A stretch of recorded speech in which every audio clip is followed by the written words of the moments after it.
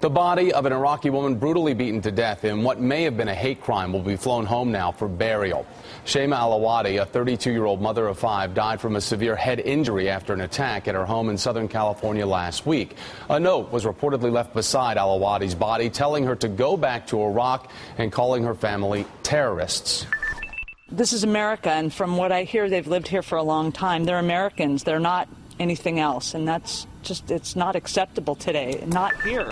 I'm joined now by Sadaf T. Haynes, Civil Rights Director for the Council on American-Islamic Relations in San Diego. As we learn more about this horrific story, this woman fled Iraq nearly 20 years ago to escape the persecution from Saddam Hussein and his regime, and then she meets a terrible end in the very place where she sought refuge and thought she could find a new life. So how damaging is this to the community and the mission of your council of what you're trying to accomplish?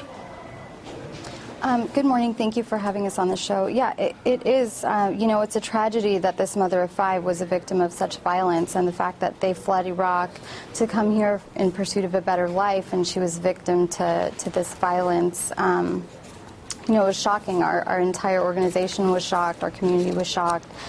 We didn't know that such a violent act could happen in our own backyards. Sadaf, a memorial service, as we understand it, is going to be held at Alawadi's home today, organized by the local Muslim community. What message is your council trying to send now in the wake of all of this so that people can learn more about tolerance and also about finding justice, finding whoever is responsible for this attack?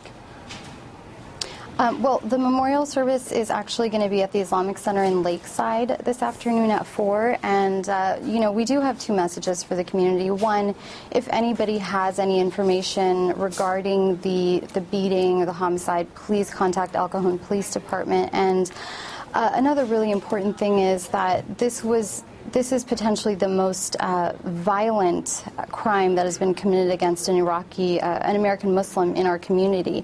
And there may be many others that just have not been reported. So it is very important to report hate crimes. If you are a victim of a hate crime in San Diego County, please report it to our organization, and we can be reached at info@sandiego.cair.com. You know, some people, Sadaf, have compared Alawadi's death to that of 17-year-old TRAYVON Martin, as you bring up a hate crime situation with what is being investigated for Alawadi. Is that a fair comparison? Right.